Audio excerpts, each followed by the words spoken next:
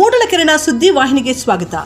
ಇದು ನಿಮ್ಮ ವಿಶ್ವಾಸ ಸುದ್ದಿಯ ಪ್ರತೀಕ. ಎಕ್ಸಾಂಪಲ್ ಹೇಳ್ತೀನಿ, ನಮ್ಮ ಸರ್ಕಾರ ಬಂತು, ರಾಜಕೀಯ ಮಾತಾಡೋದು ಸರ್ಕಾರ ಬಂತು, ಒಬ್ಬ ರೈತನಿಗೆ ಟ್ರ್ಯಾಕ್ಟ್ರು ಸಬ್ಸಿಡಿ ಕೊಡ್ತಾ ಇದೆ. ಬಹುಶಃ ಆ ಸಬ್ಸಿಡಿ ಇದೆಯಾ? ಅಲ್ಲಿದ್ರೆ ರೈತರ ಮಕ್ಕಳಿಗೆ ಸ್ಕಾಲರ್ಶಿಪ್ ಕೊಡ್ತಾ ಇದ್ದಾರೆ. ಸ್ಕಾಲರ್ಶಿಪ್ ಕಿತ್ತು ಸಾಕ್ಬಿಟ್ರು.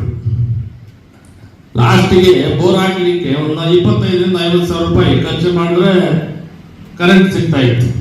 ಈಗ 2.5 3 ಲಕ್ಷ ರೂಪಾಯಿ ಕೊಡಬೇಕು, ಖರ್ಚಾಗಬೇಕು, ಆದ್ರೂ ಕೈಗೆ ಸಿಗೋದು ಕಷ್ಟ. ಈ ಮಟ್ಟಕ್ಕೆ ಇಟ್ಟಿದ್ದಾರೆ ರೈತರನ್ನ. ನಾನು 1 2 3 ಅಷ್ಟೇ ಹೇಳ್ತಾ ಇರೋದು, ತೆಗಿತಾ ಹೋದ್ರೆ ಬೇಕಾದಷ್ಟು ಇದ್ದಾರೆ. ಈಗಿನ ಲೆಕ್ಕಾಚಾರದಲ್ಲಿ ಅಷ್ಟೋ ಇಷ್ಟೋ ಕೇಂದ್ರ ಸರ್ಕಾರ ಏನಾದರೂ ಇಲ್ಲ ಅಂತಿದ್ರೆ ಇವರು ಬರೀ ಬೂಟಾಟಿಕೆ ಮಾತುಗಳಷ್ಟೇ. ಅವ್ರು ಇನ್ನೊಂದು ಆಗ್ಬಿಟ್ಟಿದೆ, ಯಾವುದೋ ಗ್ಯಾರಂಟಿಗಳಂತ ಹೇಳಿ ನಮಗೂ ಬೇಜಾರಾಗಬೇಕು. ಗ್ಯಾರಂಟಿಗಳು ಒಂದು ಕಡೆ ಆದರೆ ಇದೊಂದೇ ದೊಡ್ಡ ರಾಜ್ಯ ಇರೋದು ಕಾಂಗ್ರೆಸ್ ಇರೋದು. ಎಲ್ಲ ಕಡೆ ದುಡ್ಡು ಸರಬರಾಜು ಮಾಡಬೇಕು. ಪ್ರತಿಯೊಂದು ಚುನಾವಣೆ ನಡೆದ್ರೆ ಇಲ್ಲಿಂದ ದುಡ್ಡು ನೆಚ್ಕೊಂಡು ಡಂಪ್ ಮಾಡಬೇಕು. ಅವ್ರು ಗ್ಯಾರಂಟಿಗಳು ಕೊಡೋದ ಇಲ್ಲ ಚುನಾವಣೆ ಕೊಡೋದ, ಅವರು ಅದು ಒಂದು ಕಡೆನೂ ಬರ್ತಾ ಇಲ್ಲ ಸರ್ಕಾರ. ತೆಲಂಗಾಣ ತಗೊಳ್ಳಿ, ಆಂಧ್ರ ತಗೊಳ್ಳಿ, ಬಿಹಾರ್ ತಗೊಳ್ಳಿ, ಈಗ ಮತ್ತೆ ಈ 4 ಸ್ಟೇಟ್ ಬಂದಿದ್ದಾರೆ. ಈ ಪಾಪ ಇಲ್ಲಾಂದ್ರೆ ಈ ರಾಜ್ಯದಲ್ಲಿ ಅವ್ರದ್ದೊಂದು ಗಲಾಟೆ. ಈ ಗಲಾಟೆ ಏನಂದ್ರೆ ಒಂದೊಂದು ಚುನಾವಣೆ ಬರ್ತಾ ಇದ್ರೆ ಒಂದೊಂದು 3 ತಿಂಗಳು ತಳ್ತಾ ಇರ್ತಾರೆ. ಅಂತ ಪರಿಸ್ಥಿತಿ ನಿರ್ಮಾಣ ಆಗೋಗಿದೆ.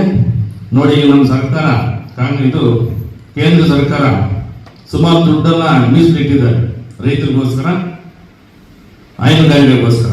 ಅದನ್ನೆಲ್ಲ ತಾವೆಲ್ಲ ತಿಳ್ಕೋಬೇಕಾಗ್ತದೆ. 2 ಲಕ್ಷ ರೂಪಾಯಿ ಒಂದು ಹೊಸ ಡೈರಿ ಪ್ರಾರಂಭ ಆದರೆ 2 ಲಕ್ಷ ರೂಪಾಯಿ ಕೊಡುವಂತ ಒಂದು ವ್ಯವಸ್ಥೆ ಫ್ರೀ ಆಗಿ ಕೊಡ್ತಾ ಇದ್ದಾರೆ.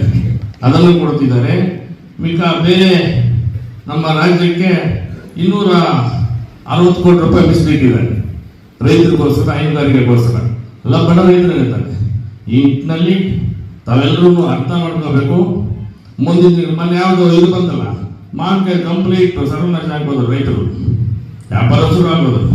ಆ ನಿಟ್ಟಿನಲ್ಲಿ ಮೊನ್ನೆ ಕುಮಾರಣ್ಣವರು ಒಂದು ತೀರ್ಮಾನ ತಗೊಂಡು ಮೊನ್ನೆ ಸುಮಾರು ದುಡ್ಡು ಎಲ್ಲರಿಗೂ ದುಡ್ಡು ಬಂದ್ಬಿಡ್ತು. ಆ ನಿಟ್ಟಿನಲ್ಲಿ ರೈತರಿಗೋಸ್ಕರ ದುಡಿಯೋರು ಯಾರಾದರೂ ರಾಜ್ಯದಲ್ಲಿ ನೆಲೆಸ್ಕೊತಾರೆ ಅಂತಂದ್ರೆ ನಮ್ಮ ದೇವೇಗೌಡರು ಫ್ಯಾಮಿಲಿ, ಅಷ್ಟು ಬಿಟ್ರೆ ಯಾರು ನೆನೆಸ್ಕೊಡಲ್ಲ. ಇವೆಲ್ಲ ಬರೀ ಹೈಟೆಕ್ ರಾಜಕಾರಣ, ಶೋಕಿ ರಾಜಕಾರಣ ಮಾಡಿಕೊಂಡು ರಾಜ್ಯನ ದಿವಾಳಿ ಮಾಡಿಬಿಟ್ಟು ಇವತ್ತಿನ ದಿನ ಯಾವ ಮಟ್ಟಕ್ಕೆ ಹೋಗಿದೆ ಅಂತಂದ್ರೆ ಬಹುಶಃ ರಾಜ್ಯನ ಮರ್ತೋಗ್ತಿರ್ಬೋದು ಕೆಲವು ದಿನಗಳಲ್ಲಿ. ಆ ಮಟ್ಟಕ್ಕೆ ತಂದು ಇಟ್ಟಿದ್ದಾರೆ.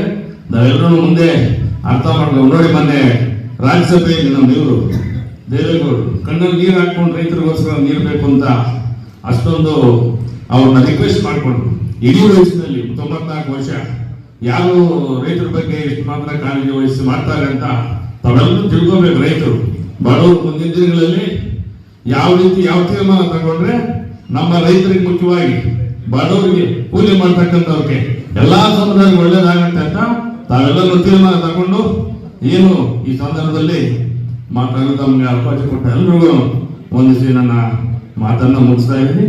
ಜೈ ಹಿಂದ್, ಜೈ ಕರ್ನಾಟಕ.